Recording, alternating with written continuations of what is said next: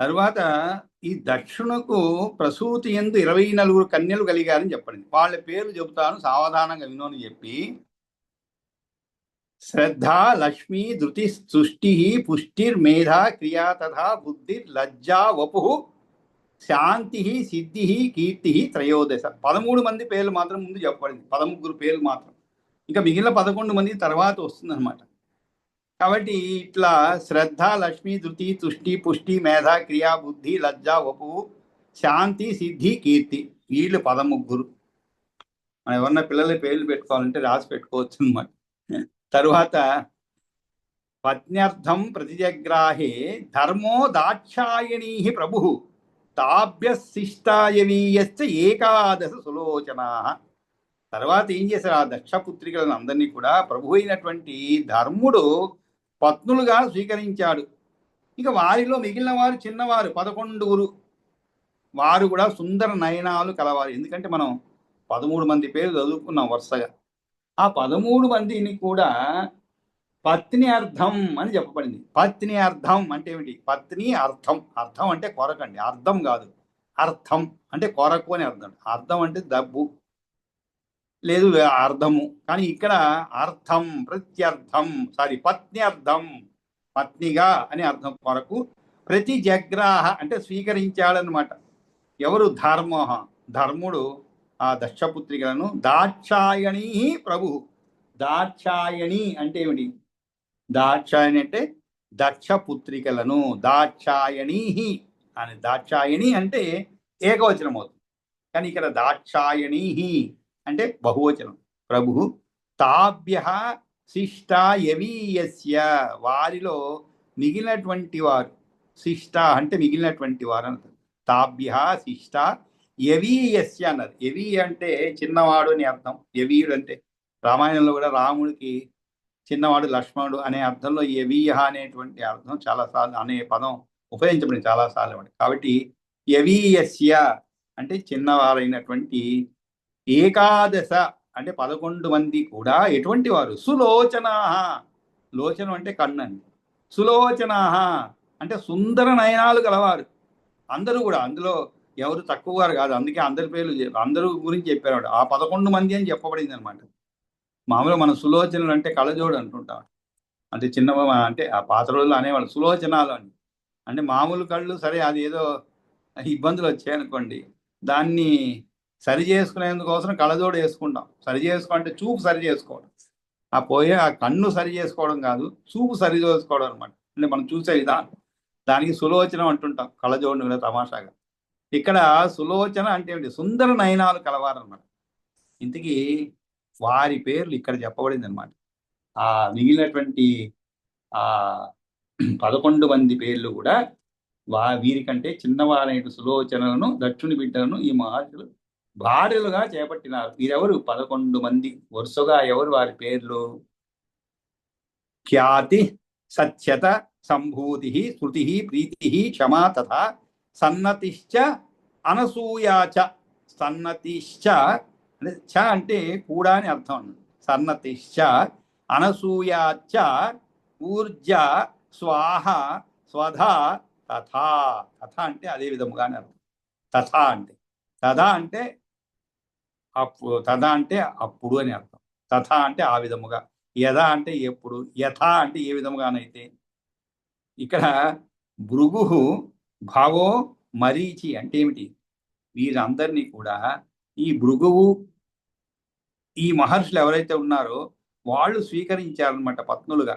కాబట్టి ఈ క్రమంగా యథాక్రమంగా మునీశ్వరులు స్వీకరించాలని చెప్పి ఎవరిని ఎవరు స్వీకరించారు, ఎవరిని ఎవరు పత్నులుగా పొందారు అనే దానికి ఇక్కడ చెప్పబడింది అనమాట. భృగు భవో మరీచిశ్చాథ చ అంగిరాముని పులశ్చ పులహశ్చైవ క్రతు చ ఋషి వరస్తథ అత్రి వశిష్ఠో వహ్నిశ్చ పిత. ఇక్కడ చ అంటే కూడా కూడా అని అర్థం. పితరః చ యథా క్రమం ఖ్యాత్యాద్యాః జగృహు అంటే రెస్పెక్టివ్లీ అంటుంటాం మనం సంస్కృతం ఇంగ్లీష్లో. అంటే శ్రీరాముడు, తర్వాత లక్ష్మణుడు, భరతుడు, శత్రుఘ్నుడు, వీరు భరత నలుగురు కూడా ఎవరు వివాహం ఆడారు? సీతాదేవిని. ఆ విధంగా వరుసగా పేర్లు చెప్పి ఊర్మిళ వాళ్ళ పేర్లు వరుసగా చెప్పి రెస్పెక్టివ్లీ అంటే ఏమిటి, మనకి కరెక్ట్గా వీళ్ళని జత చేసుకోవాలన్నమాట. ఆ విధంగా ఇక్కడ కూడా ఖ్యాతి, సతి, సంభూతి, స్మృతి వీళ్ళ పేర్లు 11 పేర్లు చెప్పి, ఓ మునీశ్వర, ఆ ఖ్యాతి మున్నగు కన్యలలో భృగువు ఖ్యాతిని, భృగు భావాహ అంటే భవుడు సతిని, పైన చూడండి ఖ్యాతి సతి అస, అందుకే చెప్పినాడు టాబ్లెట్ కాళ్ళు వేసుకోవాలని. సరే, ఈ విధంగా కన్యల్లో భృగువు ఖ్యాతిని, భవుడు సతిని, మరీచి సంభూతిని, అంగిరసుడు స్మృతిని, పులస్తుడు ప్రీతిని. ఇక్కడ చూడండి చెప్పేటప్పుడేమో స్త్రీల పేర్లు ముందుగా చెప్పబడింది, ఖ్యాతి సతి సంభూతిని. కానీ వీరిని భర్తలుగా స్వీకరించి ఎవరిని భృగు అని చెప్పడం లేదు. మళ్ళా భృగు వీరు ఈ ఋషులు వారిని పత్నులుగా స్వీకరించారు, భార్యలుగా స్వీకరించారు అనమాట. ఆ ఖ్యాతి ఉన్న కన్యల్లో భృగువు ఖ్యాతిని, భవుడు సతిని, మరీచి సంభూతిని, అంగిరసుడు స్మృతిని, పులస్తుడు ప్రీతిని, పులహుడు క్షమను, క్రతువు సన్నతిని, అత్రి అనసూయను, వశిష్ఠుడు ఊర్జను, అగ్ని స్వాహను, పితరులు స్వధను. ఈ విధంగా యథాక్రమంగా ఆ మునీశ్వరులు స్వీకరించారన్నమాట. ఆ తరువాత మరి ఏం జరిగినది? శ్రద్ధ, కామం, చలా, దర్పం, నియమం, ధృతి, ఆత్మజం, సంతోషం చ తదా తుష్టి, లోభం, పుష్టి, అసూయత. ఆ తర్వాత ఏం జరిగినది? ఈ పుష్టి లోభని కుమారులుగా కన్నారన్నమాట. అంటే ఇక్కడ సంతానోత్పత్తి జరుగుతుంది. ఎవరెవరికి? శ్రద్ధ కాముని, శ్రద్ధ కామం, చల దర్పం. ఇక్కడ చల అంటే లక్ష్మి అని అర్థం అనేటువంటి అర్థంలో చెప్పండి అనమాట. కాబట్టి శ్రద్ధ కాముని, చల దర్పుని, ధృతి నియముని, తుష్టి సంతోషుని, పుష్టి లోభుని కుమారులుగా కన్నారు. కాబట్టి ఆ విధంగా కుమారులు పుట్టారన్నమాట. ఆ తరువాత మేధా శృతం క్రియాదండం నయం వినయమేవచ బోధం బుద్ధి తదా లజ్జ వినయం వపురాత్మజం వ్యవసాయం ప్రజజ్ఞే వై క్షేమం శాంతిరసూయత సుఖం సిద్ధిర్ యశః కీర్తి ఇత్యేతే ధర్మసూనవ. ఇక్కడ ధర్మసూనవ అంటే ఏమిటి? సూను అంటే కుమారులు అని, సంతానం అని. ఇక్కడ ఇక్కడ ధర్మసూనవ అని చెప్పండి. అంటే ధర్ముని యొక్క కుమారులు ఎవరెవరు? మేధా, శృతం, క్రియ, దండం, ఇవన్నీ వరుసగా చెప్పారు. కాబట్టి వారు ఎవరు? తమస్సు యొక్క అంశతో దండమును, రజో అంశముతో నయము నీతిని, సత్వ అంశముతో వినయము గర్వము లేకుండుట అనకూను కనినది, లజ్జ శరీరము వినయమును, వపు సంజ్ఞ వ్యవసాయము అంటే వ్యవసాయముగా పనిచేయుటనరు. కాబట్టి మేధా శృతం క్రియాదండం నయం వినయమేవచ బోధం బుద్ధి తదా లజ్జ వినయం బహురాత్మజం వ్యవసాయం ప్రజజ్ఞే వై క్షేమం శాంతి రసూయత. అంటే కీర్తి అంటే ఏమిటి? యశస్సు అను పేరు గల పుత్రుని ప్రసవించింది. అంటే శాంత క్షేమమును, సిద్ధి సుఖమును, యశస్సు కీర్తిని అన్నారన్నమాట. ఈ విధంగా మేధకు శృతుడు, క్రియకు దండుడు మరియు నయ వినియలు. మేధకు శృతుడు, తరువాత క్రియకు దండుడు మరియు నయ వినయుడు. అంటే ముగ్గురు సంతానం అంట. నయ వినయులు, బుద్ధికి బోధ, లజ్జకు వినయుడు, వపువుకు వ్యవసాయుడు, శాంతికి క్షేముడు, సిద్ధికి సుఖుడు, కీర్తికి యశస్సు కలిగి వారు ధర్ముని సంతానమయ్యారంట. ఆ పేర్లు చూస్తే కూడా మనకి ధర్ముని సంతానం అని చెప్పకుండానే తెలిసిపోతుందండి. ఏంటి ఇవన్నీ ధర్మానికి సంబంధించినటువంటి మాట. ఏమిటి? నయ వినయులు, బుద్ధికి బోధ, లజ్జకు వినయుడు, వపునకు, వీరందరూ కూడా ఎవరి సంతానం? ధర్ముని సంతానం అయ్యారన్నమాట. అంటే ధర్ముని వలన, ధర్మునికి ఎంతమంది భార్యలు ముందే చదువుకున్నామంట. ఏమని? శ్రద్ధ ఇక్కడ అత్రి వశిష్ఠ వయస్సు అయిన తర్వాత శ్రద్ధ, కామం, చలా, దర్పం ఇవన్నీ చదువుకున్నామంట. కాబట్టి ఆ విధంగా ధర్ముని యొక్క సంతానముగా అన్నమాట. ఎందుకంటే ఆ దక్షపుత్రికను ప్రభు అయిన ధర్ముడు పత్నులుగా స్వీకరించాడు అని చెప్పి మనకి ఎంతమందిని? 13 మందిని పేరు చదువుకున్నాం అనమాట. శ్రద్ధ, లక్ష్మి, తుష్టి, పుష్టిర్, మేధా, క్రియా తథా బుద్ధి లజ్జ ఉపశాంతి సిద్ధి కీర్తి త్రయోదశ అని చదువుకున్నాను అనమాట. ఆ తరువాత పత్యర్థం ప్రత్యగ్రాహ ధర్మో 22వ శ్లోకంలో దాక్షాయణీ ప్రభు తాభ్యస్తిష్టాయవీయశ్చ ఏకాదశులోచనా అని చెప్పబడింది. కాబట్టి ఆ 13 మందికి ధర్ముని వల్ల కలిగినటువంటి సంతానం గురించి చెప్పబడింది. ఇక్కడ మేధకు సుతుడు, క్రియకు దండు మరియు నయ వినయులు బుద్ధికి, అంటే తండ్రి ఒకరే అన్నమాట, తల్లి మాత్రం వేరుగా అన్నమాట. ఆ తరువాత మరి కామాత్ నంద, కామాత్ నంద, అది కామాన్ నంద, సుతం హర్షం ధర్మ పౌత్రం అసూయత హింస భార్యాతు అధర్మస్య తస్యాం జగ్నే తదా అనృతం కన్యాత నికృతిస్తాభ్యాం భయం నరకమేవచ. ఇక్కడ ధర్ముడికి పుట్టినటువంటి వారి పేర్లు కూడా అలాగే ఉంది, చక్కటి పేర్లు అన్నమాట. ఇక్కడ అధర్ముడు అని ఒకడు ఉన్నాడు అనమాట, వాడికి పుట్టిన సంతానం గురించి చెప్పబడింది. ఏమిటి? కాముని వల్ల రతి హర్షుడనే కుమారుని కన్నది, కాముని వల్ల. కామాతిథి అంటే నంద అనునామే కాముని భార్య అన్నమాట. ఈ తీరుగా ధర్ముని భార్యల వంశాలు చెప్పబడినవి. ఇంకా వీరికంటే వేరైనటువంటి దక్షుని బిడ్డల యొక్క కొడుకుల గురించి దేవవు దాత విధాతారవు భృగో ఖ్యాతి రసూయత అని తర్వాత వచ్చేటువంటి 3 అధ్యాయాలు చెప్పున్నాడు. కాబట్టి ఇక్కడ ధర్ముని యొక్క వంశం చెప్పినందువలన ఇతనికి ప్రతియోగి అంటే ఏమిటి? పగవాడు లేక సమానమగు వ్యక్తి అయినందువలన కూడా బుద్ధికి తోచుతున్న అధర్ముని యొక్క వంశమును ప్రసక్తానుప్రసక్తము అంటే ఏమిటి? ప్రసక్త అనుప్రసక్తం అంటారు. అంటే ఏమిటి? ముచ్చటల నడుమ వచ్చినటువంటిది అని అర్థం. ముచ్చటల నడుమ అంటే ఏమిటి? మనం మామూలుగా ఏదో మాట్లాడుతున్నాం అనుకోండి, ఏమంటే మీరు అంతా బాగున్నారా, అబ్బాయి ఎక్కడుంటాడు, అమ్మాయి ఎక్కడుంటాడు, ఇవన్నీ అయిన తర్వాత ఈ మధ్యలో ఏమవుతుంది, అమ్మాయికి వివాహం అయిందని చెప్పారు అనుకోండి, మరి అమ్మాయి వాళ్ళు అక్కడ ఎక్కడుంటారండి, అమ్మాయి వాళ్ళ అంటే మీ వియ్యంకులు వాళ్ళు ఎక్కడ? ప్రశ్నలు కాదు, అది వచ్చింది కాబట్టి వియ్యంకుల గురించి అడుగుతున్నాను అనమాట.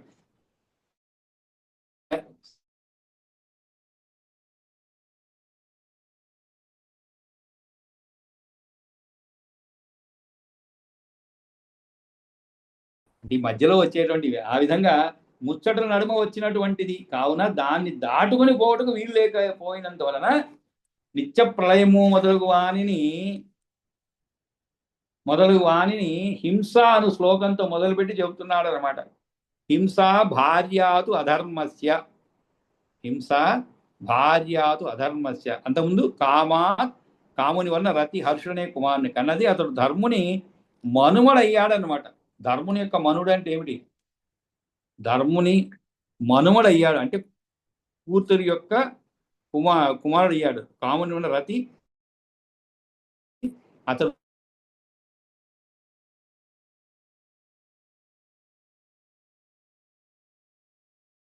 ధర్ముడు ఎవరు? బ్రహ్మ యొక్క కుడి రొమ్ము భాగము నుండి ఉద్భవించినాడు అన్నమాట. కాబట్టి ధర్ముని యందు నారాయణుడు నెలకొని ఉన్నాడు, ఎందుకంటే కుడి రొమ్ము భాగము నుండి. కానీ అధర్ముడు ఎక్కడి నుంచి వచ్చాడు?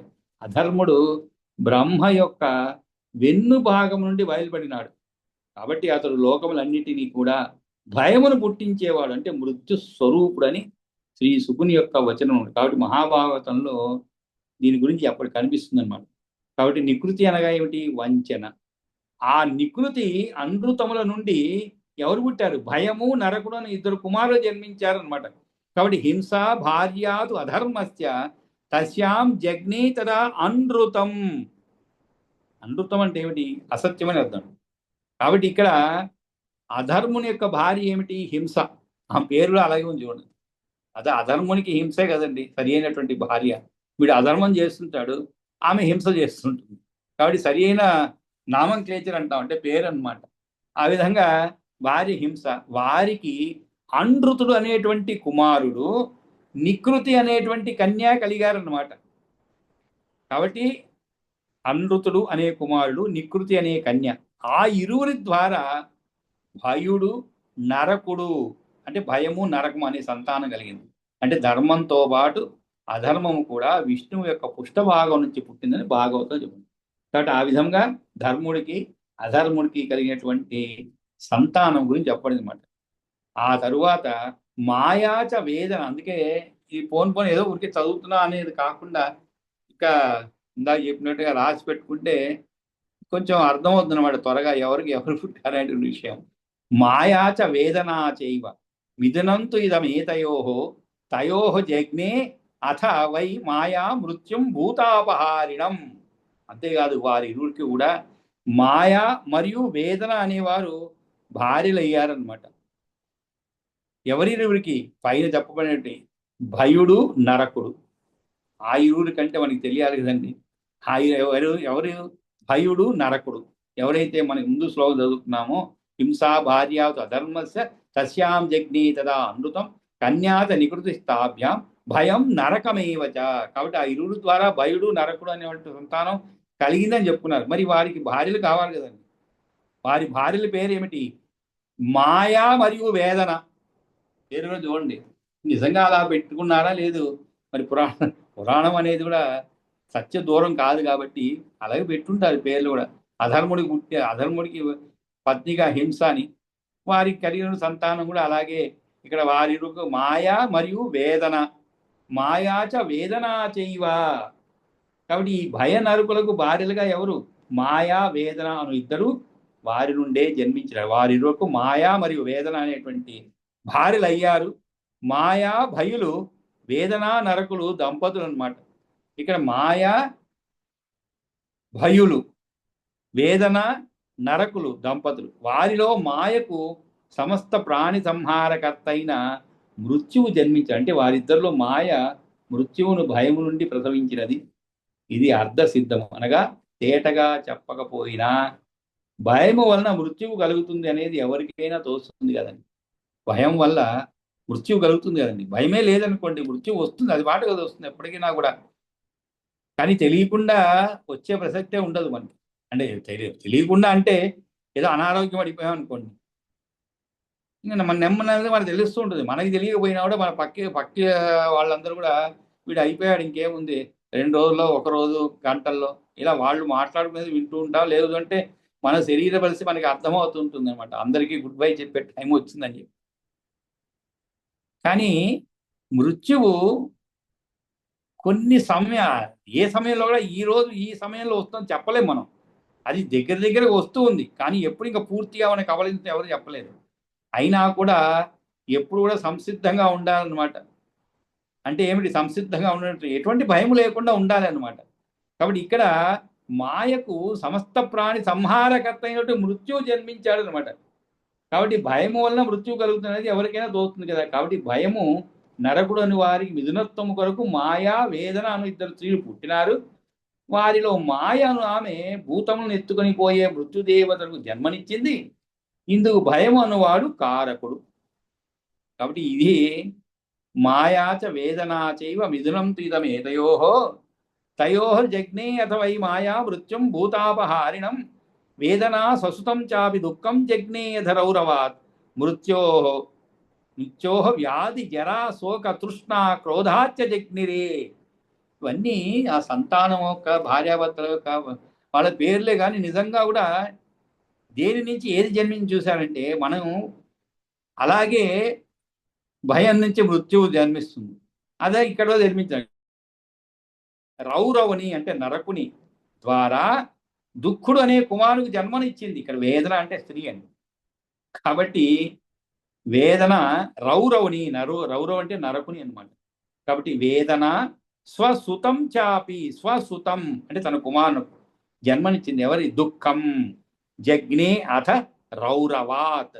రౌరవాత్ అంటే ఏమిటి? రౌరవుని ద్వారా, రౌరవుని వలన. ఎవరు? వేదన. వేదన అనేటువంటి స్త్రీ రౌరవుని వలన అంటే నరకుని ద్వారా స్వసుతం చాపి దుఃఖం జగ్నే.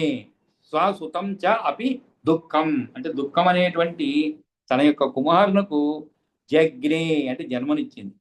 మరి మృత్యు వల్ల వ్యాధి జరా శోకం తృష్ణ క్రోధుడు కలిగారు. మృత్యోః వ్యాధి జరా శోక తృష్ణ క్రోధాశ్చ జగ్నిరే. క్రోధాశ్చ అంటే క్రోధము కూడా. మృత్యు ఎవరి వల్ల కలిగింది? ఇవన్నీ కూడా మృత్యువు వల్ల వ్యాధి జర శోకం తృష్ణ క్రోధుడు కలిగానమాట. కాబట్టి ఈ వేదన అనే స్త్రీకి రౌరవుడు వలన తనకు తగిన కుమారుణ్ణి కన్నది. మృత్యువు నుండి వ్యాధులు ముసలితనం అంటే శోకము, దిగులు, తృష్ణ, క్రోధము అనువారు రూపు దాల్చినారు. ఆ తరువాత దుఃఖోత్తరా స్మృతాహ్యేతే సర్వే చ అధర్మ లక్షణా న ఏషాం భార్య స్త్రీ పుత్రో వాతే సర్వే ఊర్ధ్వరేతతః. ఇక్కడ దీనితో ఇంకా వారికి సంతానం లేదండి. ఎందుకంటే వారికి భార్యలు లేరంట. ఎవరికి? దుఃఖ ఉత్తరాహ స్మృతాహి ఏతే అంటే దుఃఖోత్తర ఇది అంటే దుఃఖోత్తరాహ అనగా దుఃఖములనే పుట్టించేవారు అని అర్థం. ఎందువల్లనగా అధర్మ లక్ష్మణులు గలవారు అంటే పాపరూపులు లేదా ప్రాచీనములు, పాతవి వెనుకటి జన్మల్లో అయినటువంటి అధర్మములను జ్ఞాపకమును తెచ్చేది వారు అన్నమాట. కాబట్టి వారికి అధర్మములకు ఫలములు కదా ఈ వ్యాధులు మొదలైనవి. కాబట్టి ఊర్ధ్వరేతస్సు అనగా ఏమిటి? కార్యములైన తమ సంతానమును పుట్టించని వారు చివరి కార్యమైన తామే దుఃఖభోగములుగా ఉన్నందువలన. కాబట్టి వీరికి సంతానం లేదు, వారెవరిని పుట్టించలేదు. వీరంతా కూడా అధిక దుఃఖము కలవారు, అధర్మ లక్షణాలు కలిగినటువంటి అంటే పాప రూపులు. కాబట్టి వీరికి భార్యలు లేరు. దుఃఖోత్తరా స్మృతాహి ఏతే సర్వే చ అధర్మ లక్షణా నా ఏషాం భార్య అస్తి. నా ఏషాం అంటే వీరికి నా అస్తి అని అర్థం, అంటే లేదు అని అర్థం అండి. పుత్రోవా తే సర్వేహి ఊర్ధ్వరేతతః. ఊర్ధ్వరేతస్కులు అంటే ఏమిటి అంటే బ్రహ్మచారులు ఊర్ధ్వరేతస్కులు చాలా ఉన్నాయన్నమాట. అంటే వివాహము చేసుకొనకుండా ఉన్నటువంటి అని చెప్పుకుందాం. ఊర్ధ్వరేతస్కులు అంటే కార్యములైన తమ సంతానమును పుట్టించనేటువంటి వారు చివరి కార్యమైన తామే దుఃఖభోగములై ఉన్నందువలన. కాబట్టి వీరికి భార్యలు బిడ్డలు లేరు. వీరందరూ కూడా ఊర్ధ్వరేతస్కులు, బ్రహ్మచారులు, ఇంద్రియమును స్ఖలించనేటువంటి వారు అని అర్థం. ఇక్కడ ఇంకోటి చెప్పుకోవచ్చండి. సరే, అక్కడ దుఃఖము గలవారు, దుఃఖోత్తర స్మృత అని చెప్పబడింది. అంటే అదేవిధంగా మనకు కూడా ఈ లక్షణాలు కలిగినటువంటి వారికి వివాహం అయ్యేది కూడా కష్టమేనండి. వివాహం అవ్వాలంటే కనీసం వివాహం సమయంలోనైనా ఆనందంగా ఉండాలి కండి. అంటే అమ్మాయిని చూసింది పోయినప్పుడు కానీ లేదా అబ్బాయిని చూసిన సంతోషంగా ఉండాలి కదండి.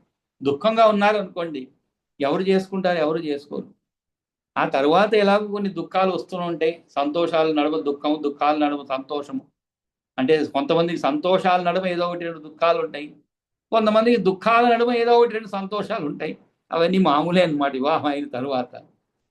కానీ వివాహం అవ్వాలి అంటే దుఃఖం ఉండకూడదు, మనసు ఆనందంగా ఉండాలి.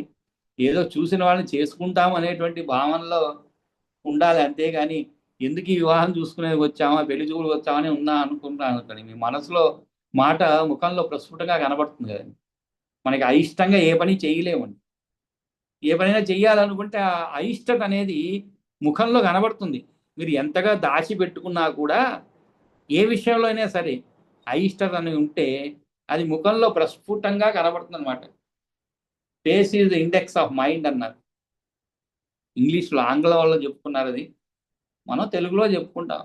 మనసులో ఉన్న మాట ముఖంలో కనబడుతుంటుంది అన్నమాట. మనసులో ఉన్న భావన ముఖంలో కనబడుతుంది. మనసులో ఉన్న భావనే మాటగా బయటకు వస్తుంది. అది కూడా అనుకుంటాం. కొంతమంది అంటుంటారు, ఏదో తప్పుని అనేస్తారు. ఊరికే అన్నానులేండి, మనసులో మాట కాదంట. అంటే ఏమిటి? మన మనసులో లేదు, ఏదో కాలక్షేపానికి అన్నట్లుగా ఆ మాట అనేసాను. కానీ అది సరైనది కాదు. మనసులో లేని మాట ఏది కూడా బయట రాదండి. 100కి 100 పాళ్ళు సత్యం అది.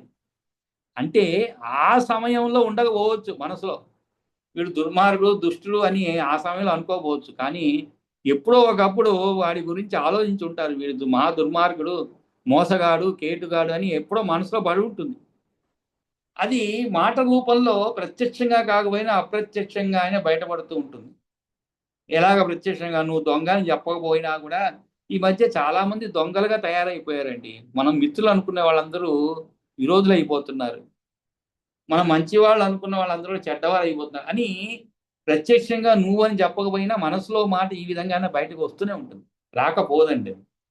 అందుకనే మనసులోని మాట నోటిని బయటకు వస్తుంది. మనసులో ఉండేటువంటి భావాలు ముఖంలో కనబడుతూ ఉంటుంది. కాబట్టి ఇక్కడ వీరి భార్య లేరు, పుత్రులు లేరు, అందరూ ఊర్ధ్వరేతస్కులు. సరే, అక్కడితో అయిపోయింది అనమాట. మరి ఆ తరువాత రౌద్రాణి తాని రూపాణి విష్ణోహ మునివరాత్మజ నిత్యప్రలయ హేతుత్వం జగతో వచ్చ ప్రయాంతి వై. కాబట్టి మునీంద్రపుత్ర అవన్నీ కూడా విష్ణుమూర్తి యొక్క రౌద్ర రూపాలన్నమాట. ఈ విశ్వానికి ఎల్లప్పుడూ ప్రళయకారణాలు అవుతూ ఉంటాయి. అంటే ఏమిటి? ఇది ముందు చెప్పుకున్నటువంటి వేదన, ఇవన్నీ కూడా దుఃఖము, మృత్యు, వ్యాధి, జర, శోక, తృష్ణ, క్రోధ, ఇవన్నీ కూడా ఎటువంటివి? విష్ణుమూర్తి యొక్క రౌద్ర రూపాలన్నమాట. కాబట్టి ఇవన్నీ కూడా ఎప్పుడు వ్యాధి జరాలు అన్నీ కూడా విష్ణువు యొక్క తమోగుణ స్వరూపాలు అన్నమాట. ఇవే ప్రతిదినము కూడా ప్రళయము అంటే ప్రాణుల మరణములకు కారణం అవుతున్నాయి. ఆ తరువాత మరి దక్షుడు ఏం చేశాడు? దక్షో మరీచి అత్రిశ్చ. దక్షో మరీచి అత్రిశ్చ అంటే దక్ష మరీచి అత్రిశ్చ భృగువాద్యాశ్చ ప్రజేశ్వరా జగతి అత్ర మహాభాగ నిత్య సర్గస్య హేతవ. ఆ మహాభాగ దక్షుడు, మరీచి, అత్రి, భృగువు మున్నగు బ్రహ్మలు, ప్రజాపతులు ఈ జగత్తు నిత్యం కొనసాగే సృష్టికి హేతుభూతులయ్యారన్నమాట. కాబట్టి వీరు ఈ సృష్టిని ముందుకు తీసుకుపోతున్నారు. దక్షుడు, మరీచి, అత్రి, భృగువు మొదలైన ప్రజాపతి జగత్తులో జరుగుతుండే నిత్య సర్గము అంటాం. సర్గం అంటే ఏమిటి? సృష్టి అని అర్థం. అంటే ప్రతిదినము కొత్త ప్రాణులు పుడుతున్నట్టు అనమాట. హేతువులుగా పరిగణించబడుతున్నారు. ఆ తరువాత మనవో మనుపుత్రాచ భూపావీర్య ధనాచయే సన్మార్గాభిరతాసూరాతే నిత్య స్థితికారిణ. కాబట్టి మనువులు, మనుపుత్రులు, వీర్యధనులైనటువంటి రాజులు, వారు సన్మార్గమునందు ఆసక్తి కలవారై మహాసూరులై ఎల్లప్పుడూ జగత్తు యొక్క స్థితికి అంటే ఏమిటి? రక్షణ కారణభూతులు అవుతున్నారు అన్నమాట. వీళ్ళందరూ కూడా మనువులు, మనువుల కుమారులు, పరాక్రమవంతులైనటువంటి భూపతులు, సన్మార్గంలో నడుచుకునేటువంటి సూర్యులను కూడా నిత్య స్థితిని నిలుపుతుంటారు. నిత్య స్థితి అంటే ఏమిటి? శాంతి భద్రతలు నిత్య స్థితి అన్నమాట. వాటిని కాపాడుతూ ఉంటారు అన్నమాట. కాబట్టి మనవో మనుపుత్రాశ్చ, మనుపుత్రాహ భూపాహ అంటే రాజులు, వీర్యధనాశ్చయే అన్నారు. వీర్యధన, ధనం అంటే తెలుసు మన అందరికీ, కానీ వీరికి ఎటువంటి ధనము? వీర్యధనాశ్చ అంటే వీర్యధనులైనటువంటి రాజులు అంటే పరాక్రమం అన్నమాట. అటువంటి రాజులు సన్మార్గం ముందు ఆసక్తి కలవారి సన్మార్గ అభిరతాహ. సన్మార్గ అభిరతాహ. అభిరతాహ అంటే ఏమిటి? దాంట్లో ఆసక్తి కలవారై అని అర్థం. దేంట్లో? సన్మార్గమునందు ఆసక్తి కలవారై సూరాహతే నిత్యస్థితికారిణ. అంతేకాదు మహాసూరులై ఎల్లప్పుడూ కూడా ఈ జగత్తు యొక్క స్థితికి కారణభూతులయ్యారు అన్నమాట. ఇంతవరకు చదువుకుందాం. ఒక పని చేద్దాం, ఈ మిగిలిన శ్లోకాలు రేపు చెప్పుకుందాం. ఎందుకంటే ఇంతకుముందు శ్లోకాలు చదవలేదు మీరు, అది చదివి ఇంతవరకు కూడా వీలైతే చదివేద్దాము. మిగిలింది రేపు పూర్తి చేసుకుందామండి. కాబట్టి ఈరోజు చదవలసిన వాళ్ళు ఎవరన్నా ఉంటే చదవండి.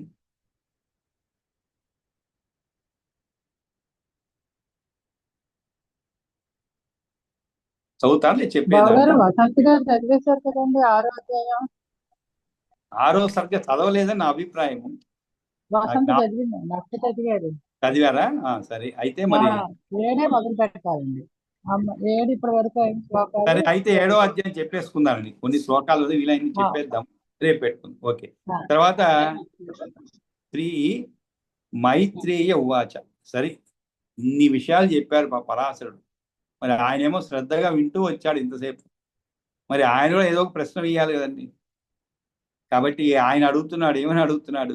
ఏ అయం నిత్యాతిథి బ్రహ్మన్ నిత్య సర్గత్తదేరిత నిత్య అభావచ్చ తేషాం వై స్వరూపం మమ గత్యతాం కథ్యతాం అంటే చెప్పమని చెప్పాడు. అంటే ఇదన్నీ విన్న తర్వాత ఆయన ఇంకా సందేహం. ఎప్పుడు కూడా మనం ఎక్కువ విషయాలు వింటే ఎక్కువ సందేహాలు వస్తాయండి. విషయం వినలేదనుకోండి ఏ సందేహం రాదు, ఏదో ఆయన చెప్పుకుంటూ పోతున్నారు, సరిపోయింది అంతే. కానీ దాంట్లో శ్రద్ధ ఉన్నప్పుడు మనకి ఇంకా తెలుసుకోవాలనే శ్రద్ధ ఉన్నప్పుడు ప్రశ్నలు కూడా ఎక్కువ వేస్తుంటాం. కాబట్టి ఇక్కడ ఏ అయం నిత్యాస్థితి బ్రహ్మన్ అన్నారు. అంటే ఎవరి గురించి అయితే నువ్వు చెప్పావు ఇప్పుడు, వారు గురించి ఏ అయం నిత్య అంటే బ్రాహ్మణ శ్రేష్ఠ, ఏ నిత్య స్థితి, నిత్య సృష్టి, నిత్య స్థితి బ్రహ్మన్ నిత్య సర్గ తథ ఈరిత తథ ఇది ఈరితా. ఈరిత అంటే ఏమిటి? చెప్పబడింది అని. అంటే ఏ నిత్య స్థితి, నిత్య సృష్టి, నిత్య ప్రళయము అని చెప్పావో వాటి స్వరూపాన్ని నాకు వివరించు. నిత్య అభావస్య తేషాం వై స్వరూపం మమ కథ్యతాం. వాటి స్వరూపం ఏమిటో నాకు ఒకసారి చెప్పమని చెప్పి ఈయన అడుగుతున్నాడు అనమాట. అంటే ఏమండి, మనువు మొదలైన వారు ఎప్పుడో ఒకప్పుడు కొంతకాలం మాత్రమే జీవించి ఉండేవారు కదా, అటువంటి వారు నిత్యస్థితి, సర్గము మొదలైన వాటికి హేతువులు ఎలా కాగలుగుతారు? చక్కని సందేహం అండి. ఉదాహరణకి ఏదో మనం ఈ జన్మలో ఉంటాము, ఏదో కొన్ని సంవత్సరాలతో మనం గతిస్తాము, కానీ మనము నిత్య సృష్టికి ఎలా కారకులు అవుతాం? ఎవరన్నా అన్నారు ఇప్పుడు మీరు నిత్య సృష్టి కారకులని, అది ఎలా అవుతారు? ఏంటి, మనం ఉన్నామో వెళ్ళిపోతున్నాం, మన సంతానం ఉంటుంది, మనం ఉండము కదా, మన సంతానం ఉంటుంది, వారి సంతానం ఉంటుంది. కాబట్టి ఈయన అడుగుతున్నాడు అనమాట, మైత్రేయుడు అడుగుతున్నాడు ఏమని? ఏయం నిత్యాస్థితి బ్రహ్మన్ నిత్య సర్గత్తేరిత నిత్యాభావాచ్య దేశాం వై స్వరూపం మమ గత్యతాం. కాబట్టి ఎవరు కూడా జీవించి ఉండేవారు కాదు కదా, ఎప్పుడో ఒకప్పుడు కొంతకాలం మాత్రమే జీవించి మనవులు, అటువంటి వారు నిత్యస్థితి, సర్గము మొదలైన వాటికి హేతువులు ఎట్లా కాగలుగుతారు అనే ఉద్దేశంతో ప్రశ్నిస్తున్నాడు. ఏ అయం ఇతి, ఏ యమితి అంటే ఓ బ్రహ్మస్వరూపుడా, నిత్య భావ అభావ అంటే నిత్య ప్రళయములు అని అర్థం అన్నమాట. ఓ బ్రహ్మస్వరూపుడా, మీరు ఏదైతే నిత్య స్థితి, నిత్య సర్గము, నిత్య ప్రళయములను గురించి తెలిపినారో వాటి యొక్క సమగ్రమైన స్వరూపాన్ని నాకు వివరించరా అని అడిగాను. అప్పుడు పరాశర ఉవాచ, పరాశరుడు చెప్తున్నాడు, సృష్టిని, స్థితిని, వినాశాన్ని పరమాత్మ భగవంతుడు ప్రభువు అయినటువంటి మధుసూదనుడు విష్ణువు నాటికి తగిన రూపాలతో నిరంతరం చేస్తూ ఉంటాడు. సర్గస్థితి వినాశాంచ భగవాన్ మధుసూదన తైః రూపై రచింత్య ఆత్మ కరోతి అవ్యాహతాన్ విభు. ఇక్కడ కొన్ని పుస్తకాల్లో మైత్రేయుడు చెప్పిన తర్వాత ఏయం నిత్యాతుదే బ్రహ్మ, ఆ తర్వాత ఈ శ్లోకాన్ని ఇచ్చారు, సర్గస్థితి వినాశాంచ అని చెప్పారు. ఆ తరువాత పరాశర ఉవాచ అని చెప్పండి, కానీ అది సరికాదు. పరాశర ఉవాచ అనేది అంతకు ముందే రావాలి. సర్గస్థితి వినాశాంచ అనేది పరాశరుడు చెప్పిన మాటే అది. కాబట్టి కొంచెం ఎవరన్నా అలా ఉంటే మార్చుకోండి. పరాశర ఉవాచ నుంచి ప్రారంభమవుతుంది. సర్గస్థితి వినాశాంచ భగవాన్ మధుసూదన తైః రూపై రచింత్య ఆత్మ కరోతి అవ్యాహతాన్ విభు.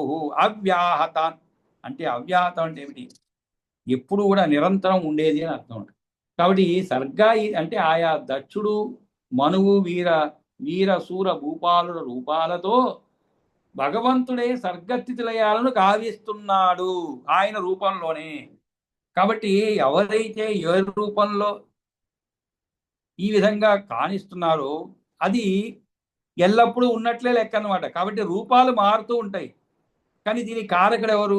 విష్ణుమూర్తి. కాబట్టి విష్ణువే ఈ రూపములలో దీని యొక్క నిరంతరం ఇలా జరిగేలాగా చేస్తూ ఉంటాడనమాట తగిన రూపాలతో. సర్గ స్థితి వినాశాంచ భగవాన్ మధుసూదన తైః రూపై తైః అంటే ఆయా రూపాలలో రచింత్య ఆత్మ అంటే రూపై అంటే రూపములతో, రచింత్య అంటే ఏమిటి? ఆ రూపాలతో కరోతి అవ్యాహతాన్ విభు. కరోతి అంటే చేస్తాడు అని అర్థం. అవ్యాహతాన్ అంటే ఏమిటి? విభు అంటే కంటిన్యూయేషన్ అన్నమాట. కంటిన్యూటీని మెయింటైన్ చేస్తారు అని విష్ణుమూర్తి. కాబట్టి కనుక నీవు అడిగిన దోషం రావడానికి అవకాశం లేదు అని అర్థం. అవ్యాహతములు అంటే ఏమిటి? ఎడతెగనివి అని అర్థం. ఎడతెగకుండా అని అర్థం. ఇంతకుముందు ఉదాహరణ చెప్పుకున్న ఒక నది ఉందనుకోండి, మీరు ఒక చోట నిలబడ్డారండి, ఆ నది ప్రవహిస్తూ ఉన్నది. కాబట్టి మీరు ఆ నది ఒడ్డుకు పోయి నిలబడినప్పుడు మీ ముందు ఉన్నటువంటి నీరు ఉన్నది అక్కడ? ఉండదు. ఆ నీరు వెళ్ళిపోతూ ఉంటుంది, మళ్ళా కొత్త నీరు చేరుతూ ఉంటుంది. కానీ ఆ వెళ్ళిపోయిన నీరు గురించి మీరు ఆలోచించరు, కొత్తగా వచ్చిన నీరు గురించి మీరు ఆలోచించరు. అబ్బా, నది సజీవ నది అంటుంటాం. సజీవ నది అంటే ఏమిటి? ఎల్లప్పుడూ ప్రవహిస్తూ ఉండేది అన్నమాట. ఎల్లప్పుడూ అంటే ఏమిటి? ఎండాకాలంలో మంచు కరిగి ప్రవహించడం, వర్షాకాలంలో వర్షం వల్ల నీరు చేరి ప్రవహించడం. అందువల్ల ఏమవుతుంది? మీకు ఎల్లప్పుడూ కూడా నదులు ప్రవహిస్తూ ఉంటాయి అన్నమాట. ఉదాహరణకి కృష్ణా రివర్ ఉందనుకోండి, కృష్ణా నది ఉన్నది. కృష్ణా నది మనకి విజయవాడ దగ్గర చూశారంటే ఒక 2-3 నెలలు బాగా ఉధృతంగా ఉంటుంది. కొంతకాలం అయిందా చూసారంటే ఉన్న కింద ఉన్న మట్టి కూడా కనబడుతూ ఉంటుంది. అంటే వర్షాకాలంలో మాత్రమే ఉంటుంది. కానీ ఏవైతే హిమాలయాల్లో పుడతాయో, హిమాలయాల్లో పుడతాయో అటువంటి నదులు ఎల్లప్పుడూ కూడా సజీవ నదులు అన్నమాట. అవి ఎల్లప్పుడూ ప్రవహిస్తూనే ఉంటాయి. ఎందుకంటే మంచు కరిగి ప్రవహిస్తూ ఉంటాయి నీరు రూపంలో. వర్షాకాలంలో చెప్పవలసిన అవసరం లేదు ఆ విధంగా. కాబట్టి మనం నిలబడినప్పుడు ఉన్నటువంటి నీరు లేదు, కొత్త నీరు వచ్చినది, అది మనకి కంటికి కనబడదు. కనబడదంటే మనకి తెలుసు, కానీ దాన్ని ఏమంటాం మనం? అవ్యాహతంగా, అంటే ఎప్పుడూ ప్రవహించేలాగానే ఉంటుందన్నమాట. ఆ విధంగానే సర్గస్థితి వినాశాంచ భగవాన్ మధుసూదన తైహి తైహి రూపై రచించే ఆత్మ కరోతి అవ్యాహతాన్ విభు. కాబట్టి ఆ విధంగా ఆయన ఎల్లప్పుడూ మధ్య మధ్యలో తెగిపోకుండా కొనసాగిస్తున్నాడయ్యా. ఆయనకు మన ఊహలకందని స్వభావాలు కలవు సుమా. కరోతి అవ్యాహతాన్ విభు.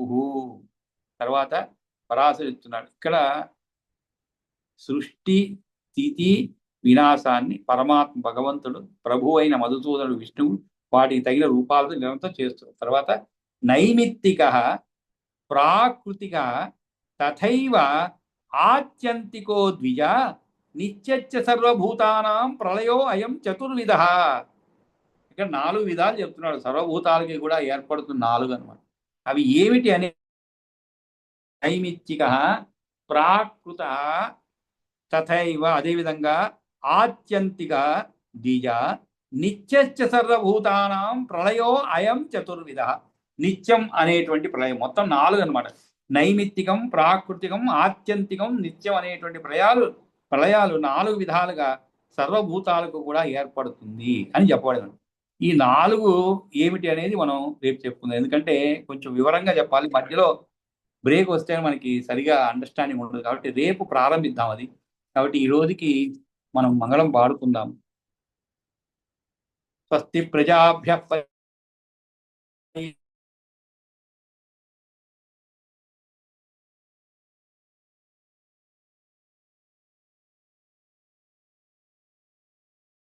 సోయం శోభరహితో బ్రహ్మణా సంతు నిర్భయాః అపుత్ర పుత్రిణః సంతో పుత్రిణః